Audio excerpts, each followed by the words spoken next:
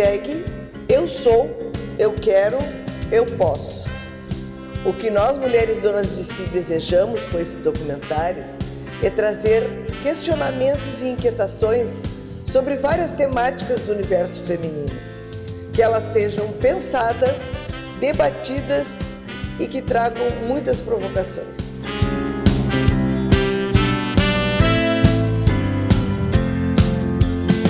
A conexão da mulher com a fé. Quais os cuidados que tens para a tua evolução espiritual? Eu acredito que a fé é como uma mola propulsora na nossa vida, porque ela nos remete a muitas coisas, né? Como principalmente uma consciência, né? Uma esperança, que nos dias atuais a gente vê, né? Criaturas em sofrimento. Eu acredito que sem fé a gente não é nada. Porque são sentimentos, são forças que nascem com a gente. A mulher precisa de fé. Sem fé, ela perde a esperança, né? A vida fica sem sentido, né? Porque a esperança nos dá esta força de pensar que amanhã vai ser melhor que hoje. Só que tem um outro ponto, né, sobre a fé, que se a gente não tiver obras também não vai resolver. E daí a gente vê o diferencial da mulher. A gente ainda pré-julga pessoas, né? A gente encontra uma pessoa, eu não gostei da fulana por isso e por isso. A gente começa a conversar com a pessoa, a gente vê que ela tem um potencial lindíssimo, que a gente estava equivocado. Então não é a religião que vai fazer a diferença nas pessoas, né? Porque nós não estamos aqui a passeio. Nós viemos aqui com um objetivo e o material somente não vai nos dar aquilo tudo que a gente busca, né, para ter a felicidade, que a felicidade tem que estar dentro de nós, né, a paz que a gente busca e mesmo esse desejo que a mulher principalmente tem, né, em levar não só para cima, para todos os seus, né, todas aquelas criaturas amadas que estão ao lado. Eu acredito assim que quando nós fazemos aquilo que a gente se propôs como espírito, como alma eterna, a gente dá um passo enorme assim no caminho da nossa própria evolução, da nossa paz interior, de tudo aquilo que a gente busca, que a gente preza, que a gente zela, né, e deseja, não só para si, mas para todos. O trabalho é a maior bênção que nós temos. É se olhar todos os dias no espelho e se perguntar o que eu quero para mim. Eu quero miséria, eu não vou fazer nada, vou sentar, vou esperar pelos outros. Se eu quiser felicidade, eu vou à luta. Eu vou buscar aquilo que eu mais almejo para que tudo se realize, né, em bom tempo. Solidariedade considera a importância do outro e a nunca estar indiferente às dores do mundo. Então, o meio social, a mulher que vive em sociedade, a mulher que precisa estar sempre bem, sempre bonita, sempre radiante, ela se preocupa com a sua imagem, com a sua roupa, com o seu estilo, só que ao mesmo tempo ela precisa se preocupar com a mensagem que ela está passando. Eu não acredito que uma mulher ela vai passar uma boa imagem apenas só com uma boa roupa. A roupa é importante, mas não adianta estar bem vestida, com roupa de grife, e não cumprimentar o garçom que está no evento. E não cumprimentar as pessoas que estão lhe servindo.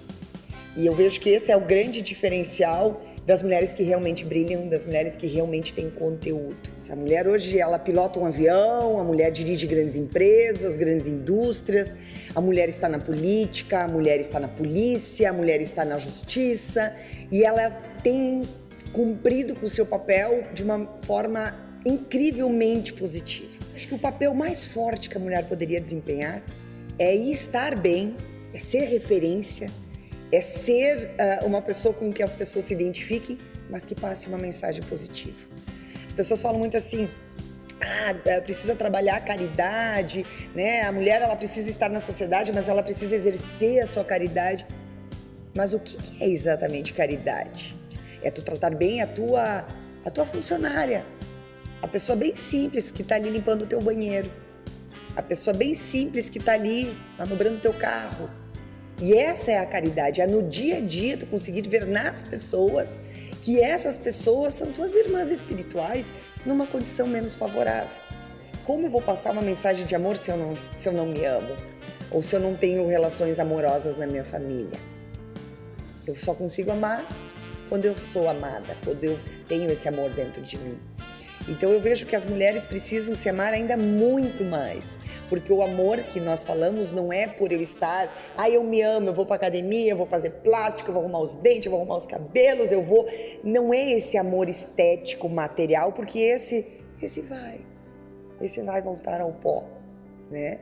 Eu digo o amor por estar ali, vivendo com as pessoas, conhecendo as pessoas, tendo experiências com essas pessoas, e esse é o amor de poder estar aproveitando a vida e aí ter essa energia boa, porque não existe uma pessoa que vá realmente iluminar um ambiente se ela quer ser sozinha a estrela. Então o poder que a mulher tem de envolver, de liderar, de motivar, tem que ser usado para o bem também. Precisa ser usado para grandes causas de mudança cultural. O que nós precisamos? Mudança de valores, mudanças de autoestima. Nós precisamos cuidar das nossas coisas, das nossas casas, das nossas ruas, e nós sermos o agente de transformação.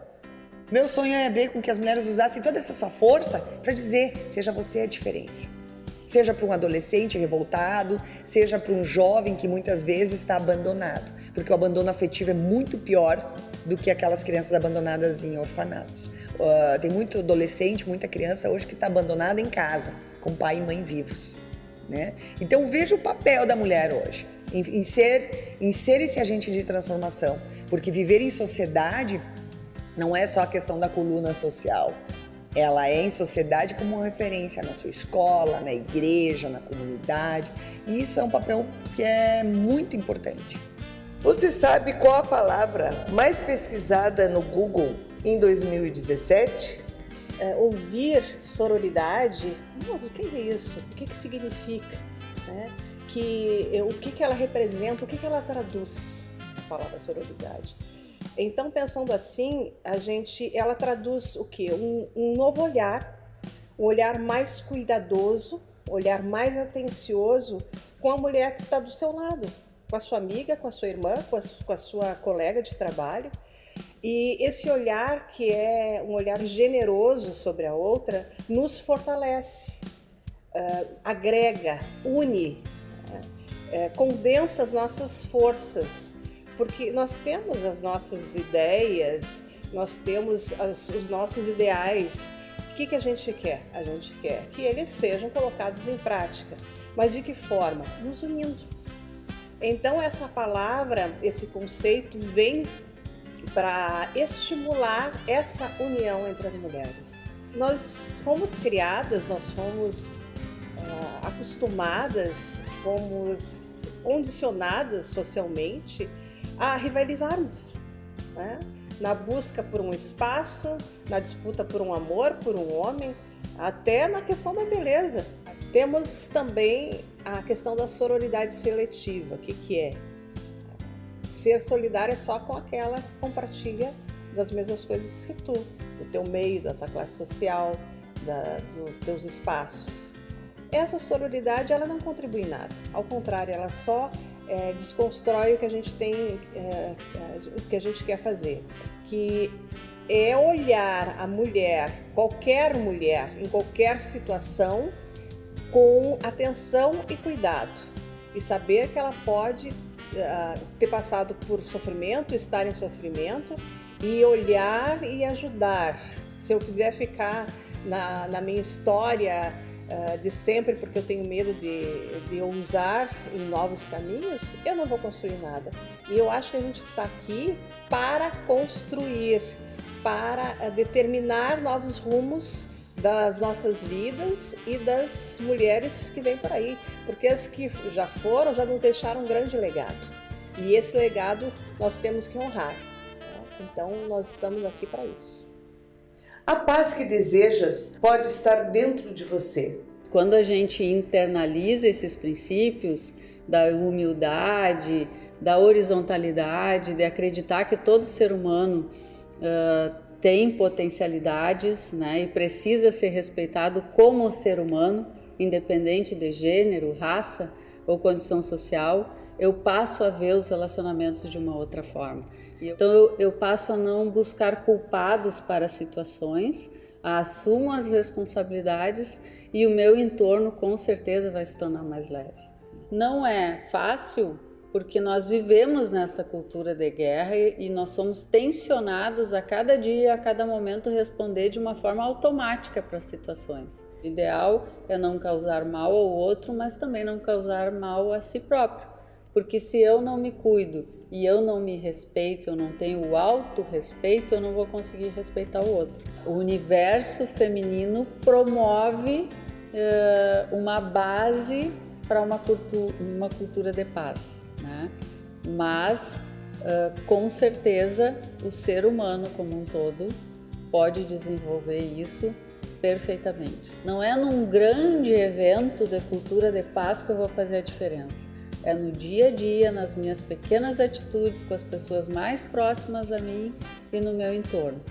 Reconhecendo os nossos sentimentos e as nossas necessidades, nós também poderemos reconhecer os sentimentos e as necessidades do outro. Mas eu acredito que nós precisamos, sim,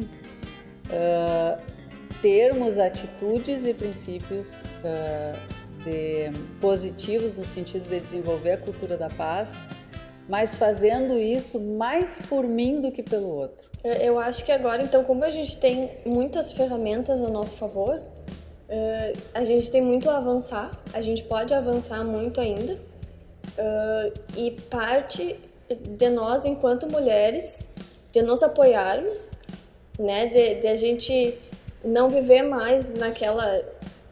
que na verdade não é nem algo nosso, mas foi imposto para nós, a gente viver numa competição, né, de a gente não sofrer preconceito apenas pelo fato de nós sermos mulheres, que a gente não teria capacidade de fazer o mesmo trabalho, que a gente não tem a mesma capacidade intelectual dos homens, porque a gente sabe que não é assim, né, não existem estudos científicos que comprovem qualquer uma dessas coisas, na verdade, pelo contrário, né.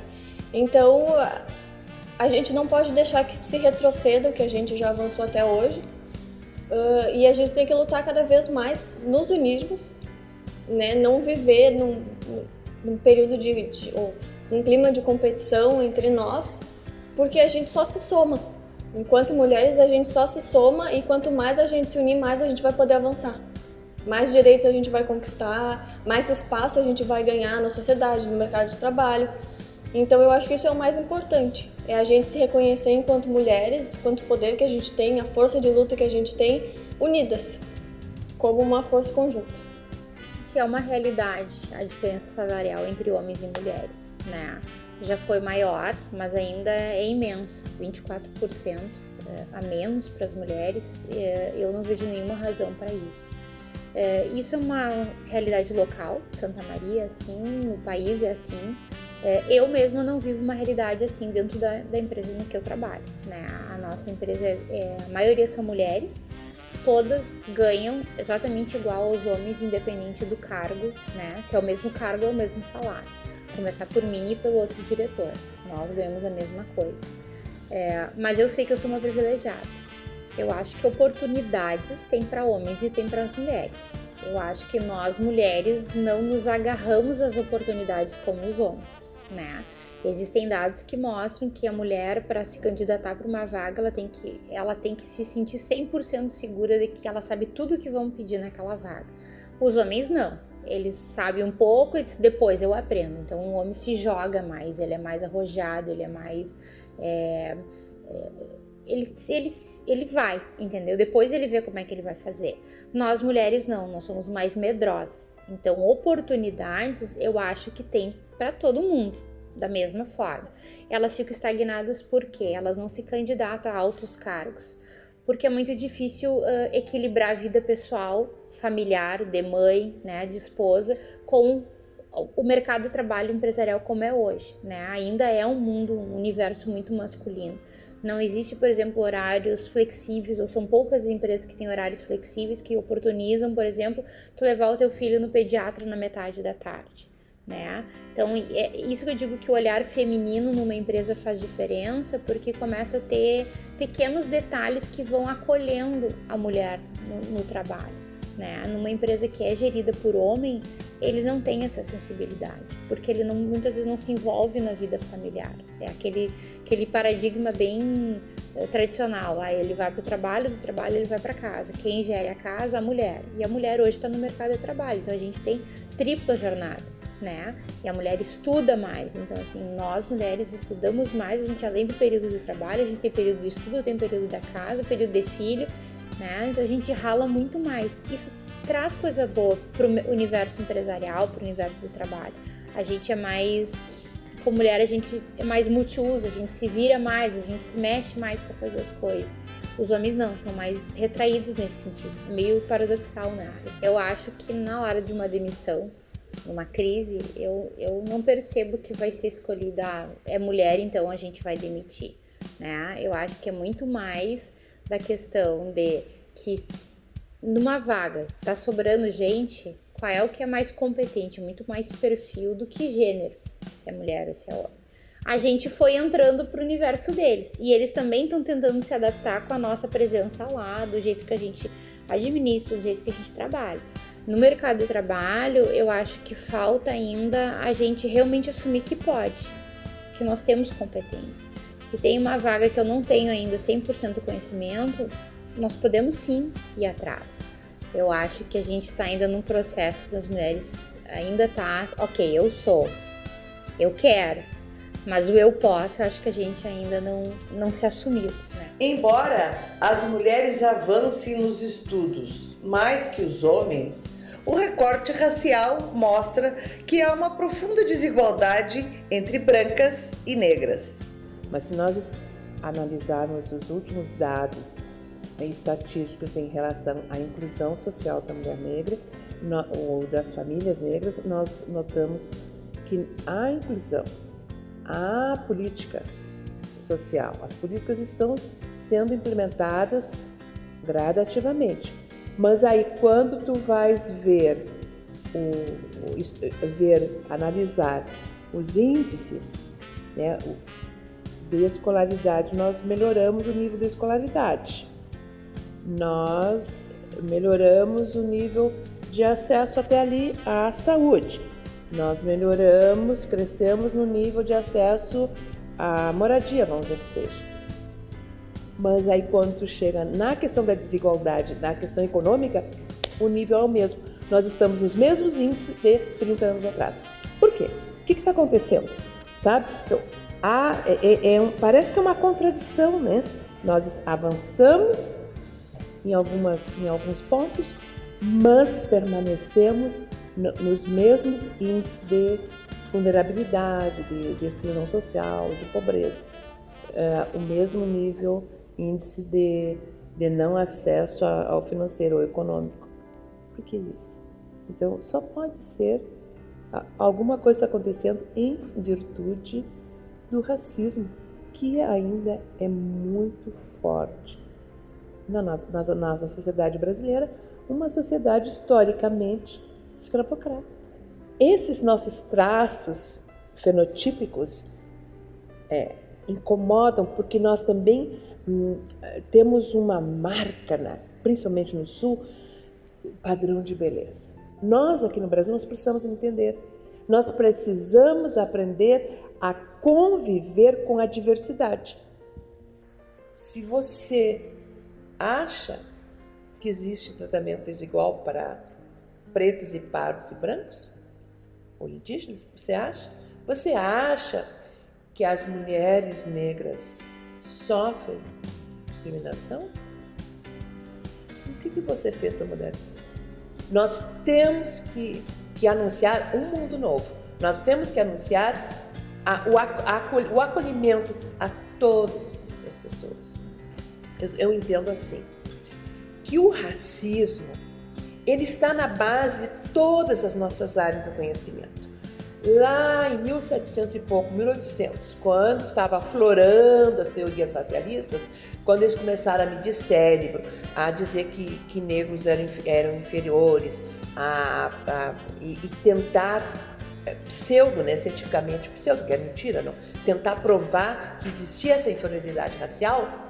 Então, para justificar a escravidão, E aí nós temos o apoio da igreja, nós temos o apoio daquelas instituições organizadas daquela época, né, assinando embaixo, aí eles são inferiores. Aquelas profissões que exigem raciocínio, elas são preenchidas por pessoas não negras. E quando tu te dizem que teu avô foi escravizado, que teu avô baixava a cabeça, sabe? Tu inculca isso. Aqui, nós inculcamos. O povo negro é muito valente, é um povo herói. Por quê? Porque apesar de toda essa inculcação, né? Porque te coloca, eles pensam que tu és inferior, mas a gente incorpora esse sentimento. Nós incorporamos e isso nós precisamos tirar de dentro de nós.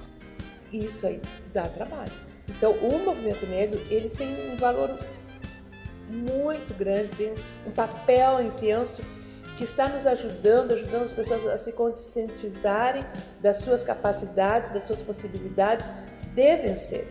O povo negro está ainda aqui hoje porque nós resistimos. Começar a mulher negra, que sofreu, acho que a pior coisa, uma das piores coisas que a gente sofreu, foram os estupros. Porque não foi por amor, não foi por paixão que os senhores transavam com as negras. Não, era para aumentar o plantel. Porque elas eram, assim como os homens, reprodutores. Elas tinham que ter filhos o tempo todo para alimentar, para aumentar aquele plantel de escravizados. Porque aqueles escravizados custavam muito caro. Qual era o bem que o senhor tinha naquela época? Qual era o bem que o senhor escravo tinha? O bem eram 30 escravizados, eram 40 escravizados. O que ele possuía naquela época eram... E aqueles escravizados eram peças, eram ferramentas, eram como se fosse uma pá, uma enxada, só que falavam. Mas não era gente, não tinha alma. Eu acho que dá pra gente rever num clima de amistoso, sem ódio, sabe? Eu acho que até pelo jeitão, esse jeito nosso, né? Brasileiro, nós podemos superar, nós temos que superar isso. Gente, isso é uma marca, isso é uma dor, isso é um karma. Nós precisamos superar. E a superação é com inclusão social, é com educação, é no mercado de trabalho, é com as políticas públicas, sabe? E eu penso que dá sim para a gente se dar as mãos. Nós, mulheres, enfrentamos diariamente todo tipo de desafios e de preconceitos. Hoje a sociedade dialoga sobre pessoas transexuais, sobre a transexualidade. Hoje a sociedade se permite falar sobre questões de identidades diversas, né? Hoje a gente consegue falar sobre a nossa presença na sociedade. E hoje a gente pode propor, inclusive, na sociedade, transformações via esse contexto histórico e via essa inserção cultural que a gente tem. A gente nunca pode esquecer que dentro desse contexto de luta que a gente foi inserida, né, que era um contexto bem marginalizador, a gente viveu toda a década de 90 e praticamente toda a década a primeira década desse novo século, a gente viveu ainda muito presa a essas questões de saúde. A gente começa a propor nacionalmente outras perspectivas sociais em relação às pessoas trans na sociedade. Né? Pautamos a questão do nome social e em 2011 o estado do Rio Grande do Sul foi o primeiro estado a assinar com o governo federal na proposta deles do Brasil sem homofobia. O próprio movimento nacional de pessoas trans que se reúne nos enclaves começaram a pautar a necessidade, todos os estados, a necessidade de a gente dialogar sobre a questão do nome civil, reconhecendo a necessidade de levar em consideração pessoas trans que estão em escola, seja em nível médio, fundamental, universidades, que estejam enquanto servidoras públicas, né, estaduais, municipais, federais, que tenham acesso à Receita Federal, ao título de eleitor, aos bancos que são regimentados pelo governo, que esses espaços, por obrigatoriedade, têm que reconhecer o nome social dessas pessoas trans. As políticas públicas, elas estão conseguindo dar conta de um acesso às pessoas trans, enquanto pessoas cidadãs, ao reconhecer o nome civil, a permissão da troca do nome civil, né, do prenome dessas pessoas. Então, eu nasci Maria, eu nasci João, eu vou lá no cartório e vou dizer que sou Maria, e esse cartório não vai questionar, ele vai trocar o meu nome, vai fazer uma certidão nova, e daí dessa certidão eu vou fazer um RG, um CPF, um título de eleitor, uma carteira de trabalho, vou passar a ter os direitos que as mulheres têm na Previdência Social, né? Vou passar a ter os direitos que as mulheres têm com a Lei Maria da Penha, com a Lei do Feminicídio e tudo. Então, a partir do momento que juridicamente o Supremo reconhece que essas pessoas precisam de um acesso de direito ao nome, que o nome é o padrão inicial, é o processo inicial de toda essa transição de políticas públicas.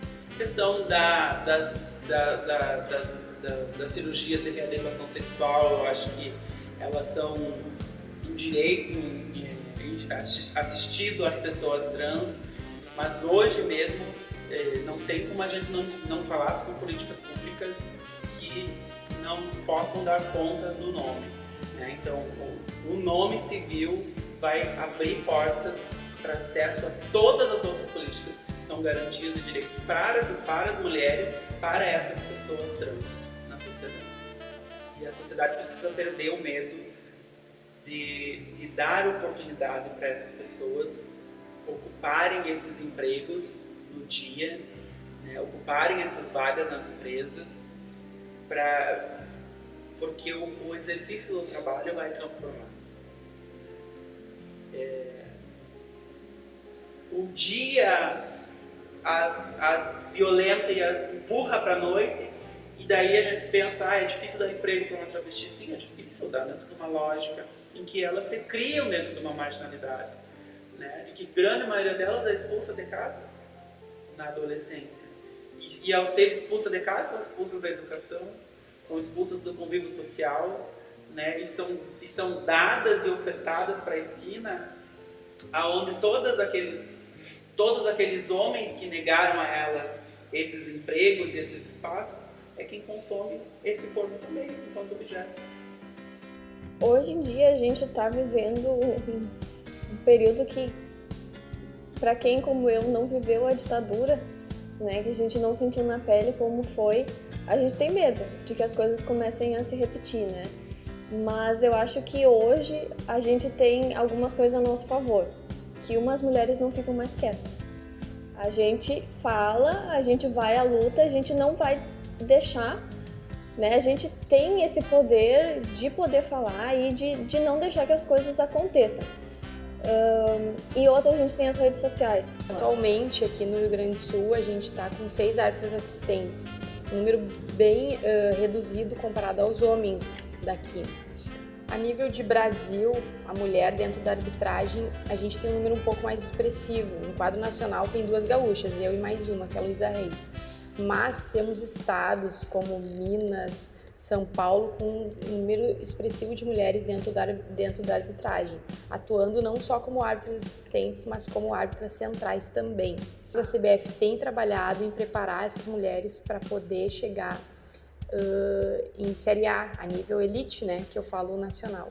Porque a gente está atuando, tem muitas mulheres atuando em Série D, Série C, Série B e Série A, mas aí conforme vai subindo, vai reduzindo ainda mais o número de mulheres. Eu considero um divisor de águas dentro da mulher, dentro do esporte, da arbitragem, é a parte física. Porque até no meu curso iniciaram 10 meninas, só concluiu 3. E dessas 3, nós estamos em 2 dentro do quadro. Eu e mais outra colega. Então, são muitas questões da realidade de campo, mas acredito muito que dos testes físicos. A mulher, atualmente, ela tem que correr com os homens no quadro nacional, para poder atuar nos jogos masculinos. Então, se pensando fisiologicamente, a mulher ela já nasce com mais ou menos 25 a 30% menos de capacidade aeróbia e muscular.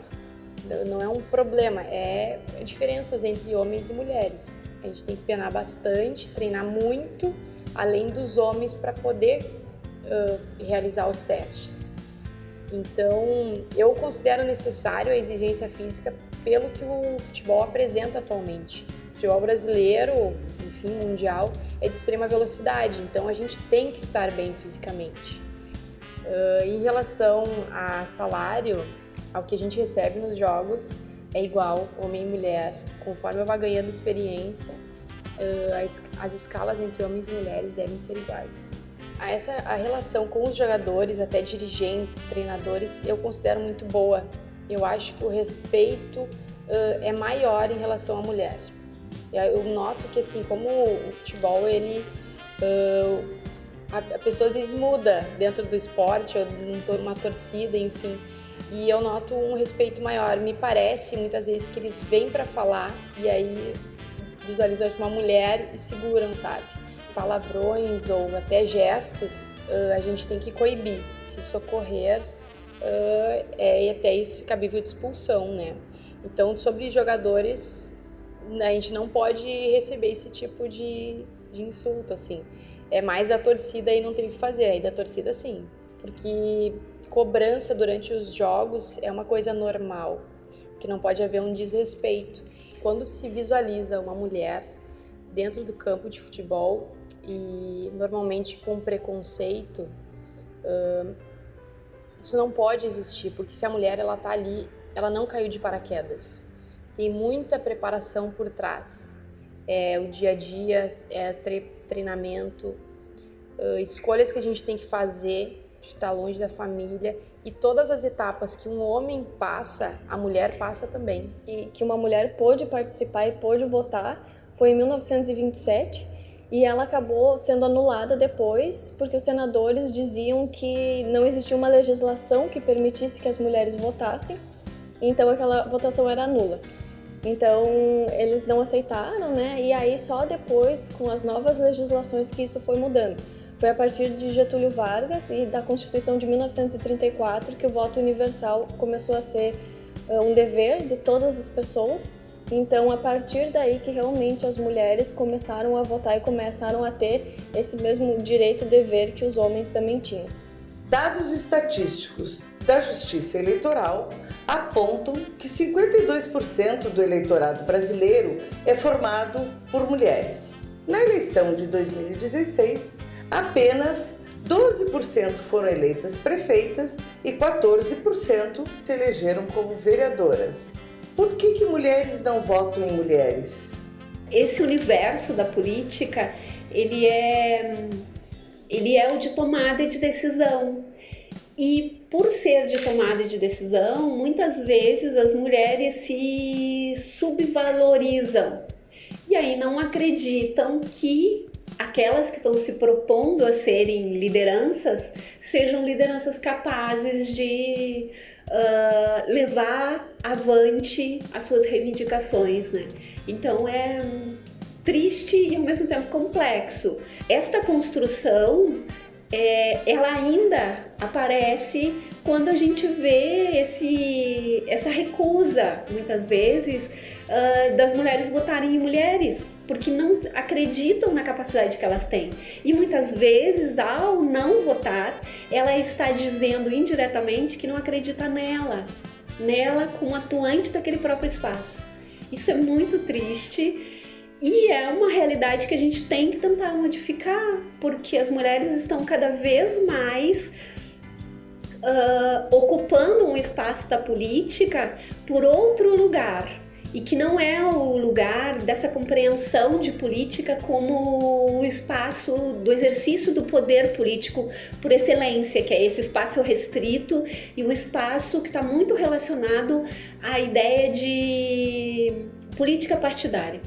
A gente vê ao longo da trajetória das mulheres que elas têm atuado e de forma muito competente num espaço que é de uma política mais ampla, que é a política que se faz no cotidiano, que se reivindica as demandas e que muitas vezes consegue colocar essas demandas na agenda pública, consegue definir políticas. Desde os anos 95, foi feita a primeira, entre aspas, reforma política em que se pensou a lei da política de cotas.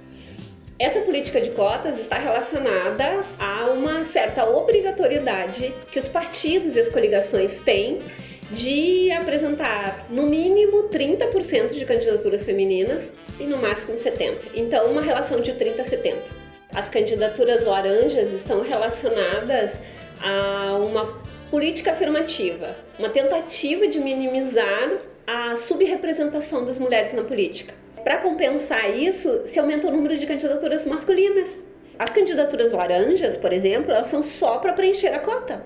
Porque tu lança a candidatura daquele nome, que na realidade é só um nome, não faz campanha, não faz nada e tá, cumpriu a cota. Porque aquelas mulheres que realmente gostariam de ter reais condições de concorrer, não vão conseguir. E em outros momentos elas não vão se propor a concorrer porque elas já sofreram uma derrota anterior. Temos que lutar para que se faça uma reforma política efetiva, que a política de cotas preveja punições que sejam contundentes, que se repense o fundo de financiamento e que as instituições tradicionais estariam responsáveis pela formação política, não só das mulheres, de qualquer cidadão, que eles invistam realmente em formação e que não usem a participação da mulher apenas como coadjuvante. A partir do momento em que essas instituições são tradicionais consigam mudar essa realidade, talvez a gente tenha uma valorização da mulher na política e a participação dela de forma mais efetiva, né? Porque é muito desalentador, apesar de todas as conquistas, saber que nós temos 10% do parlamento brasileiro com mulheres, mas a gente não pode perder a esperança, apesar de tudo, porque a gente vê que cada vez mais as mulheres estão inseridas em outros espaços e que é um espaço também de política, como do movimento social. Depois, com os movimentos que se seguiram, elas passaram a ser consideradas como se participassem de uma vertente mal comportada. Que aí foi quando realmente as mulheres começaram a lutar para que as opressões fossem diminuindo, a lutar pelo direito à natalidade, pelo direito, pela autonomia do seu próprio corpo. Então elas eram consideradas mais mal comportadas porque elas começaram a se rebelar contra tudo aquilo que até então estava sendo imposto a elas. A respeito do assédio contra as mulheres, é um assunto sério e pouco debatido. Pouco debatido em que espaços? Todos. Em casa, na escola, no trabalho, nas faculdades, né? Ele é um assunto praticamente não debatido e muito levado como se fosse uma brincadeira ainda, né?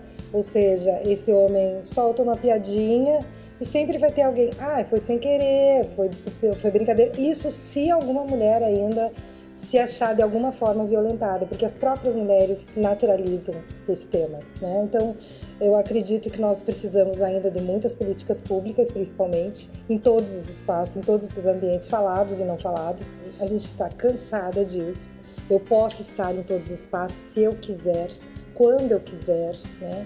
E do jeito que mais me convier. Então, para isso, as mulheres precisam muito se dar conta desse empoderamento nosso que está ainda em marcha.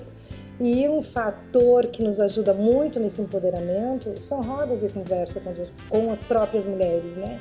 A identificar esse assédio, né? Entender que isso não é brincadeira. Culturalmente, nós entendemos que não. A mulher tem que ser submissa, ela tem que ser boazinha. Eu não estou dizendo que a gente tem que ficar brava o tempo inteiro.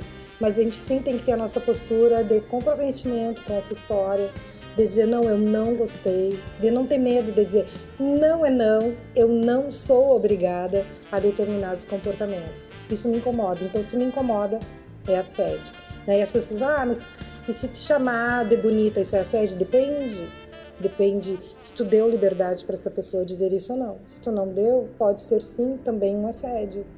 Bom, em relação ao assédio, é claro que ele não é só sexual, mas também, né? Então, no momento que eu estou trabalhando e algum colega, né, mesmo, principalmente isso acontece com os cargos de chefia, onde os homens exercem um certo poder sobre as mulheres, nós ainda não temos igualdade no mercado de trabalho, e por ele ter um cargo, geralmente de chefia, sobre essa mulher, ele pode se achar no direito ainda de cometer algum assédio. Isso é sério, né? E essas mulheres, muitas vezes, elas ficam com vergonha de denunciar ou de mesmo falar com a pessoa e reclamar, eu não gostei, né? Porque ela tem medo de perder esse emprego e muitas vezes ela perde. Então ela vê a amiga dela perder, ela fica quieta e aguenta porque ela tem filhos, porque ela tem que sustentar, por vários fatores, né? Mas o assédio, ele ultrapassa o ambiente de trabalho com a chefia. É importante a gente reconhecer o que é um assédio, e isso, uma conversa com uma amiga, com uma roda de amigas, com as mulheres, favorece muito. É claro que tem leituras infinitas sobre o tema, né? E claro que eu vou indicar livros feministas, porque as mulheres feministas abriram nossos caminhos, né? Eu vejo principalmente mulheres dizendo, eu não gosto de feminista.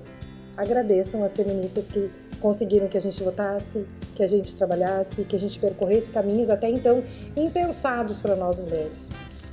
Não estou dizendo que tu tem que ser feminista, não é isso, mas respeite quem lutou por nós, respeite por quem lutou por essas mulheres estarem inclusive nesse espaço que eu estou hoje, num espaço de fala, que até então não era das mulheres. Eu acredito que nas escolas isso tem que ser um tema transversal, nas famílias, né? Que essa turma mais jovem que está chegando agora identifique isso e converse. Quando a gente não identificar o que é assédio, eu vou continuar vivenciando ele e naturalizando culturalmente no país e principalmente nesse estado que nós temos sim ainda uma cultura muito machista. Ninguém quer superar uma outra identidade diferente da outra, a gente só quer igualdade, só quer respeito aos nossos direitos, à nossa fala e à nossa vontade. E eu sonho, né, para as minhas filhas e para as minhas netas, um espaço muito mais solidário, com menos ódio, com mais respeito, e principalmente que elas possam ter a liberdade de dizer não, isso não me agrada e eu não quero, né? Eu fico até um pouco emocionada porque eu trabalhei muitos anos com a questão da epidemia da AIDS e eu vi que muitas mulheres se infectaram pelo simples fato de dizer não, eu não quero sem preservativo, eu não quero sem cuidado. E hoje elas estão, né, com outros problemas que elas poderiam facilmente ter evitado. Então acredito que nós mulheres avançamos muito, mas temos um longo caminho pela frente. Na década de 80, então, as mulheres começam a ser reconhecidas como vítimas de violência, são criadas as delegacias específicas para a mulher, então começa a haver as investigações mais aprofundadas, começa a se ver que existem crimes que são praticados contra as mulheres estritamente pela sua condição de mulher. A violência doméstica, a violência contra a mulher, às vezes esses termos são usados até mesmo como sinônimos e as pessoas confundem e tem um fundamento dessa confusão. Muitos casos de violência eles vão chegar primeiro num posto de saúde ou um atendimento médico, né, e depois a delegacia. E alguns casos desses nunca chegam à delegacia também. Então a porta de entrada dessa sendo do conhecimento que uma mulher foi vítima de violência, ela pode chegar não diretamente na delegacia, ela pode chegar então lá no posto do bairro, de uma vila, ou até mesmo diretamente com um médico e de consequência vai para a delegacia ou não. Olha, o relacionamento abusivo ele é extremamente perigoso e ele pode ter um final que seja realmente um feminicídio, a morte da mulher. E o relacionamento abusivo, ele começa de uma forma também, às vezes, muito sutil, que a mulher acaba não percebendo, né? Às vezes, quando começa o relacionamento, a pessoa está apaixonada e existem sintomas de abuso que ela percebe de uma maneira diferente, às vezes, porque o olhar dela está diferente naquele relacionamento. Ela acha que é um cuidado, e quando ela percebe, isso já está extremamente, uma situação extremamente grave. Por exemplo, o que ele faz? Começa a isolar a mulher. Isso acontece muito, do isolamento de amigos, de família, né? Então, assim, é só ele que pode sair junto com a mulher, ele começa a ter a fase de isolamento, depois ofensas, né? Ofensas verbais, tá? Inicia-se com ofensas verbais, com desmoralização da mulher, e ela acaba, dentro daquela situação, é muito difícil, às vezes, ela perceber que ela está dentro do relacionamento abusivo, né? Aí daí vem os tapas, puxão de cabelo, socos, e pode culminar, infelizmente, na morte, que é o ápice ali da violência contra a mulher, né? E ela está numa situação que muitas vezes não consegue nem mesmo pedir ajuda. Isso é a importância, né, da denúncia, de procurar realmente a polícia. Eu saliento que o abusador, o agressor, ele se sente muito forte diante de uma vítima, diante da mulher, né, que está sozinha. Mas a partir do momento que tem intervenção de alguém, ela não está mais sozinha. Briga de marido e mulher não se mete a colher. Então, hoje, o Estado mete a colher, sim, a polícia mete a colher e tem a obrigação de meter a colher. Não é necessariamente a pessoa que precisa ligar para a polícia e se identificar. Agora, pode ser feito ligado tanto no telefone de qualquer delegacia de polícia, né, ou da polícia militar também, ou 180, que é um número nacional, né, 24 horas, gratuito, que pode ser feito a denúncia. Mas eu percebo que com a Lei Maria da Penha, com as medidas protetivas, então, e com a atuação assim, muito efetiva também do Poder Judiciário junto com a polícia, que nós percebemos hoje que essa desistência é menor do que antes. E aí a pergunta assim, que todos fazem, por que ela volta atrás? Né? Ou por que ela não mantém? E muitas vezes as pessoas não entendem também, tá, mas por que ela... Então, assim, ou aquela frase assim, terrível de quem não conhece, de quem não trabalha. É porque ela gosta, né? A mulher volta atrás por quê? Ela volta por medo, muitas vezes. E medo só sabe auferir o quanto é grave quem já sentiu. Então, ninguém mais. Medo por quê? Porque ela ficou muito tempo durante uma situação, às vezes anos de violência, sem conseguir sair. Isso por questões até dos filhos, porque às vezes não tem condições econômicas de manter, os filhos também se voltam. E daí tem aquele outro lado, as que têm condições de manter, voltam também. Autoestima baixa, medo, não ter outras opções, mesmo de políticas públicas, aí que a gente vê, se fala muito em empoderamento da mulher, que é uma questão extremamente importante, mas que precisa atuar todos os órgãos, todas as instituições, com políticas públicas efetivas, que se crie realmente uma opção para a mulher que, às vezes, muitas mulheres, até infelizmente isso ainda é verdadeiro, né? Nós estamos no ano 2018, século 21, e muitas mulheres, às vezes, se submetem a não trabalhar porque o marido, entre aspas, não deixa. Isso ainda ocorre. Então, quando ela termina esse relacionamento, quando ocorre esse rompimento por uma questão de violência, ela não tem nada, né? Então, é complicado também. Então, assim, elas voltam atrás. Mas eu digo, elas voltam, depois elas voltam a registrar. E nunca, isso aí não vai acabar bem de qualquer forma também. A prisão não é a solução, não é. Tá? Mas no momento, assim, que a mulher está em risco da sua saúde, tanto física como emocional, ou da própria vida, tem que afastar. E isso tem prevenido, assim, o número de mortes de mulheres aqui em Santa Maria. Então, a gente ainda tem um longo caminho para percorrer no que diz respeito à violência contra a mulher. É uma luta que é travada diariamente, justamente por tudo que a gente conta, né? Pelos discursos sexistas, pelos discursos de ódio, não só no dia a dia, mas por representantes políticos, por pessoas que são conhecidas e que têm o poder de difundir o seu discurso, enfim, que tem um grande alcance. Então é uma luta que ela é travada diariamente para que esses direitos não só sejam reconhecidos, que eles avancem, mas que não retrocedam. A mudança dessa cultura, de uma cultura de guerra para uma cultura de paz no ser humano, não é uma atitude nada simples, né? Nós vivemos numa cultura de guerra desde muito cedo. Também nós não somos alfabetizados na linguagem dos sentimentos, então nós normalmente não reconhecemos os nossos sentimentos e as nossas necessidades.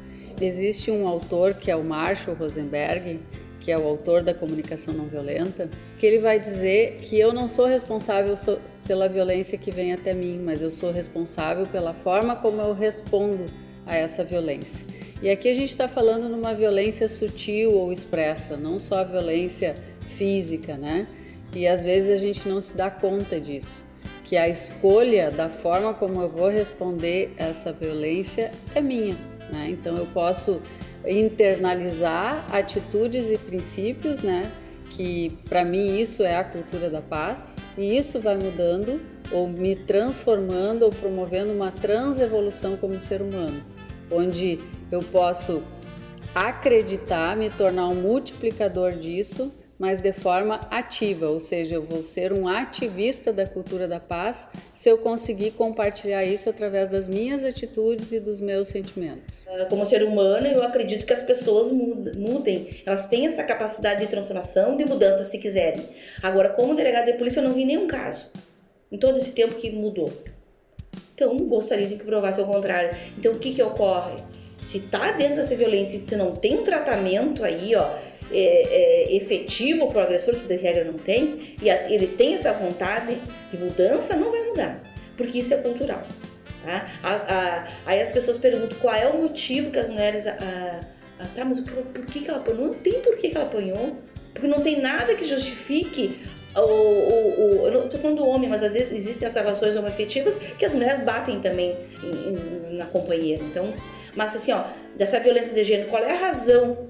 A razão é cultural, o motivo é cultural. Se perguntar para uma mulher, ele chegou embriagado, ele não estava comida pronta, não tá. Quer dizer, todos os motivos são banais, todos.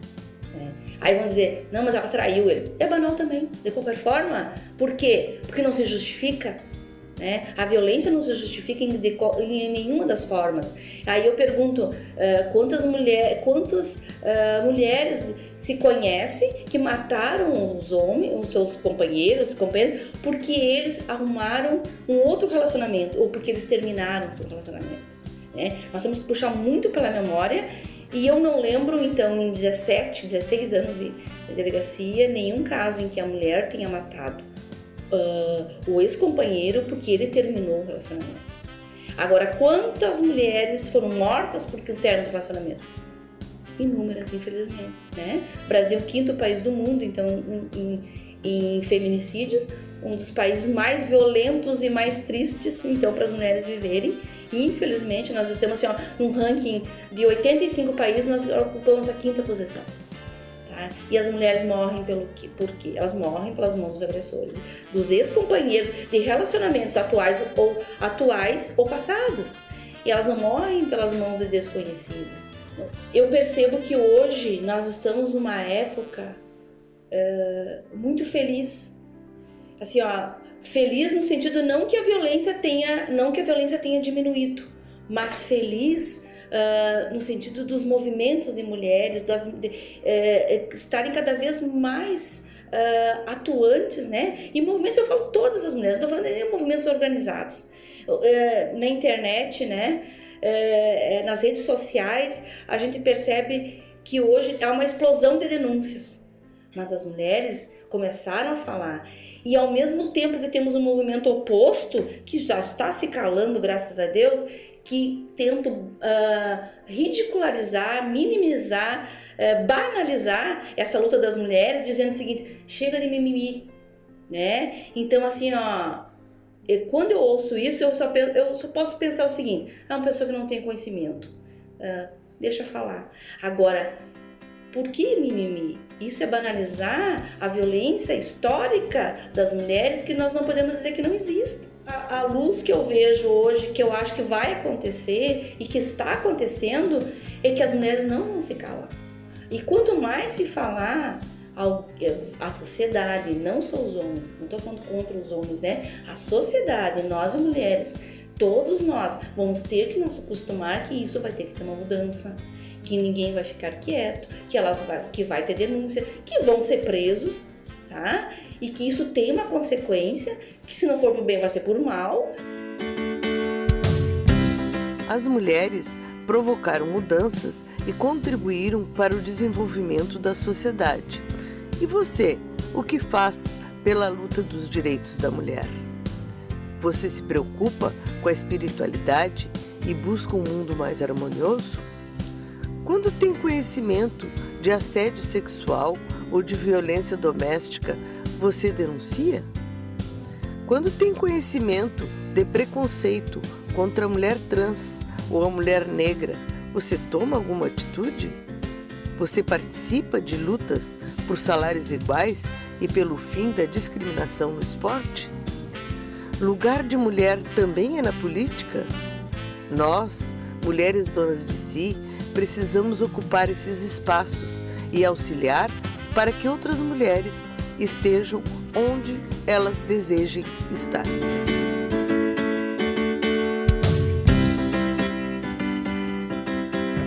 Maria, Maria é um dom, uma certa magia, uma força que nos alerta.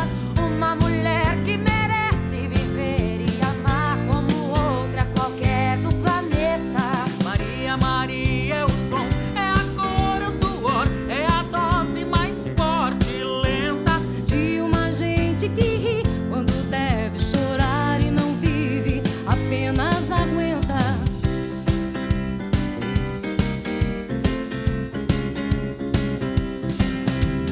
Mas é preciso ter força, é preciso ter raça, é preciso ter gana sempre. Quem traz no corpo a marca Maria, Maria mistura a dor e a alegria.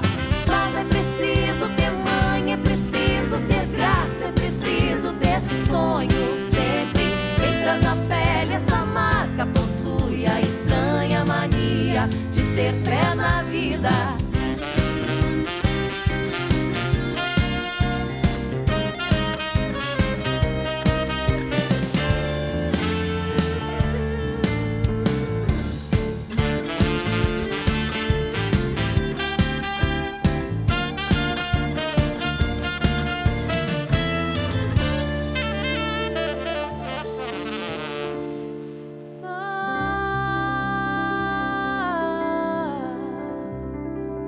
É preciso ter força,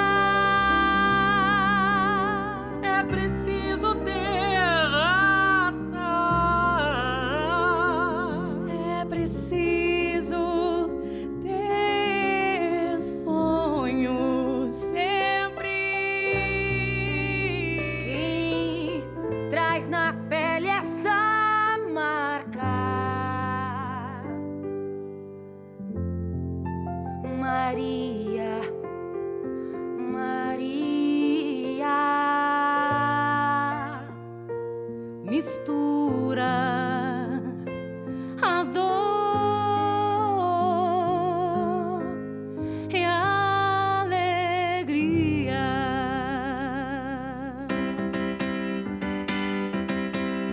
Mas é preciso ter força, é preciso ter raça, é preciso ter gana sempre. Quem traz no corpo a marca Maria, Maria mistura a dor e a alegria.